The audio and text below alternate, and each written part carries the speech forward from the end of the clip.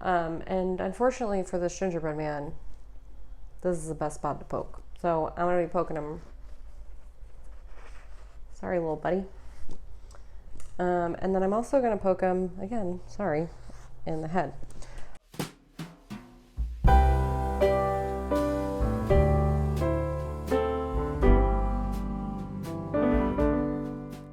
Welcome to an episode of Liz Bakes For You. My name's Liz, and today I'm going to be making it donuts out of Christmas cookies. So, as is traditional with Christmas cookies, we're going to be doing a few different shapes, and I'm also going to be doing a plethora of toppings, as you can see. Per usual, I went a little overboard with the toppings for these. I did macarons and I did meringues, and then I whipped out like half of the sprinkles that I own, as well as buttercream details and glazing details. So this episode is going to have another element of up close decorating action like last week's Rifle Paper Company episode had. Hopefully you enjoyed it last week. I haven't actually had enough feedback yet to know if you do, but we're doing it again. Let's get started. If you follow me on Instagram regularly, you will know that I had a bit of a mental crisis about what to do today. And it comes down to the fact that I have a couple of products that I'm trying to incorporate into these recipes that I haven't really ever worked with before. One of them is a white chocolate mousse mix.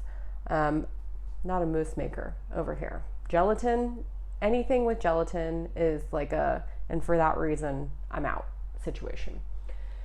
But this mix is supposed to be like one step, easy mousse mix. You don't have to mix a bunch of stuff. And I was like, well, I'll try it. So I tried it, and it actually turned out really good and moussey and stuff. And I was like, okay. Well, hurdle one for the day is done. Then there's this other product I have. It's called Angel Cream Mix, and I was under the impression that it was going to be a cream, but however, it's more of like a cream of tartar, which cream of tartar isn't cream either. But anyway, they work similarly, so I use that in a meringue, which are currently baking. And overall, my biggest struggle of the day was the fact that I wanted to make Christmas cookies, but make them donuts. And it is currently November 8th. I'm what you call a Thanksgiving stan. I love Thanksgiving. It's one of my very favorite holidays. Although I do like getting gifts and like giving gifts, I like that there isn't the pressure to find the perfect gifts, yet you still get to eat a lot of food, and a lot of really good food, and a lot of food you don't make a lot. Like, I'm not around here making mashed potatoes all the time, although I think that's kind of a missed opportunity. So in my mind, when we hit early November, or in some cases an hour after Halloween has passed and people are already putting up Christmas decorations, I think to myself, we are doing Thanksgiving erasure, and we should be more appreciative of this great holiday that we have. Unfortunately, when it came right down to it, there's nothing too like super fun about Thanksgiving. Like, what am I gonna make? A Pilgrims and Indians cake? Yeah. So this seemed more fun. I spent 3 hours debating whether I should do it or not, and I'm just gonna go for it. I'm gonna make Christmas cookies, but make them donuts. We're gonna cut these donuts out. Now, I made a raised dough that questionable whether or not it's going to turn out. If you're curious why I'm not sure this dough is going to turn out, because it's like, Liz, don't you make dough a lot? I do. I do make dough a lot. And you know what happened to me today? Pretty common thing that happens when you make dough is I used a yeast that was no longer alive. So about a half an hour into this dough rising, I was looking at it and I thought to myself, well, that's not rising at all. And then I thought, well, my yeast couldn't have been dead that I used in my dough because I am somehow above this situation. I'm not. My solution should have been to start over. However, in the midst of trying to talk myself into doing the Christmas cookie donut, I was mentally taxed, and I thought, what if I just dissolve the other yeast that I have in a little bit of water and add that to the dough that's already done. I've never done this before. It's very sticky, but you know, I'm hopeful. I'm hopeful that this is going to work, mostly just because, like, I need a win today. I need these to come out looking like donuts. And at the very least, when it went back in the oven or went back in the proving jar to rise, it has risen. Got my rolling pin. Gonna roll this really soft dough out. You can't get anything too complicated in shape because it just like, it's gonna lose a little bit of definition. So like even this gingerbread man, questionable how it's gonna come out. So I'm gonna do probably more candy canes than anything else. And I like to get as close as I can to the other ones so that I don't, like, all of them are from this first roll of dough, but we'll see. The other day I was thinking back on last Christmas when I did like, I don't know, 150 different Harry Potter orders. It's like Christmas special orders. And it was like 2 weekends worth of those orders. And I was so tired at the end of them. Yet now I'm like, do I want to do that again this year? Do I want to make a bunch of Harry Potter donuts? Honestly, I might. I think I'm going to get about 10 donuts out of this. So maybe I'll try and get one more of these.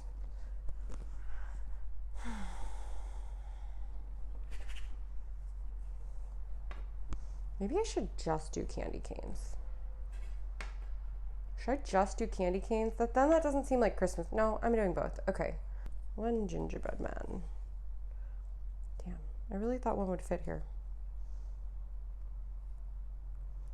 I'm gonna try and make this fit.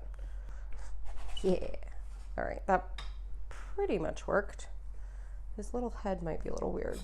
And my tree, and as you can see, a lot of definition going on in this tree. So we're gonna roll it out. We'll cut it. This is actually one of the ones that I used for the Harry Potter donuts last year. I used this one and the one that looks like a stocking. This one was for the Yule ball. These are gonna be cute. Maybe one more candy cane. I like the candy canes. I'm most hopeful that the candy canes will come out looking cute. I'm gonna pop these on my proving pans that I have with the lids. And then I'm gonna let them rise for about an hour, fry them, and then we're gonna get to the real Christmas cookie situation, which is decorating.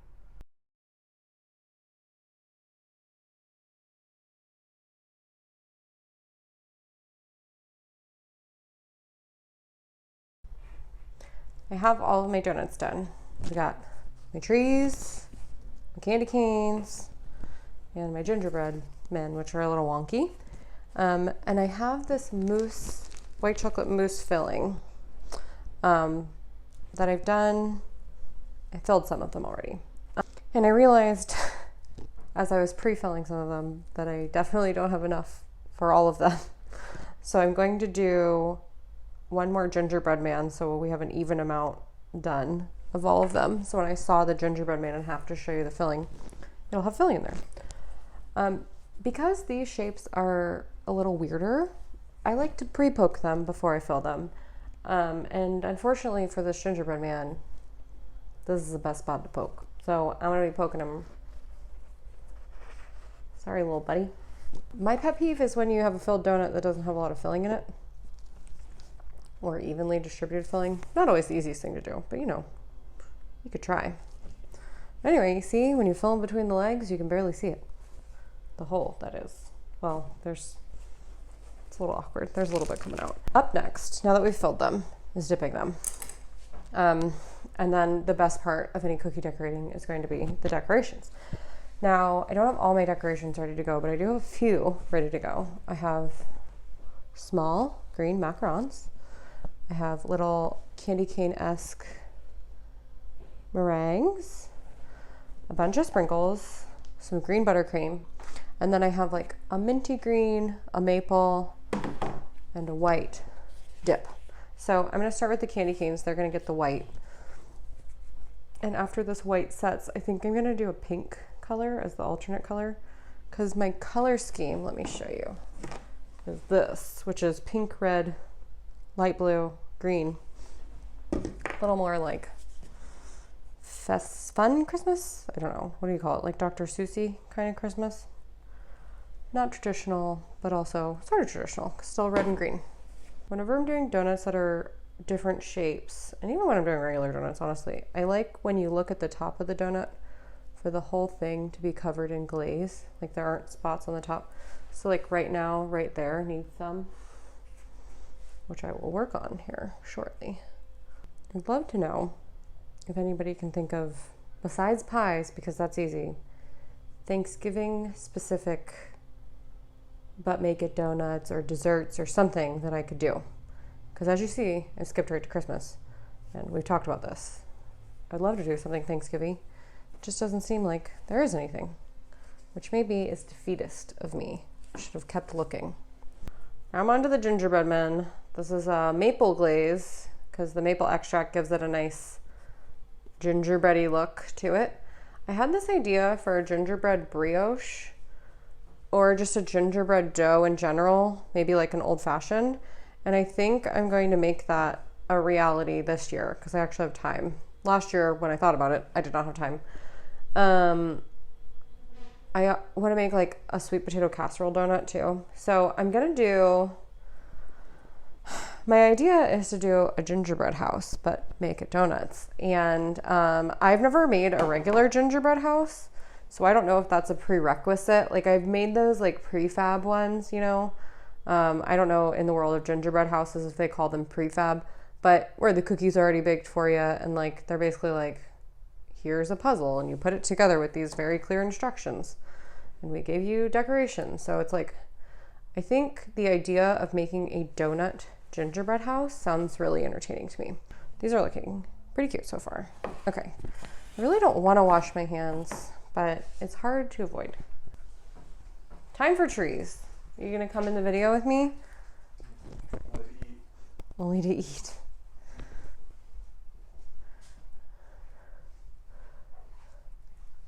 Okay, come on, tree. Ooh, man, something smart would have been for me to do the brown on the tree nub. Maybe I can make that happen. Let's see. Clean the nub off. Put the brown on. Oh, yeah. Ooh, what a good idea. All right. All done glazing. Now that I finished glazing, which isn't like a fun up-close activity, I think I'm gonna bring you guys in close to watch as I do the rest of the little decorations for these.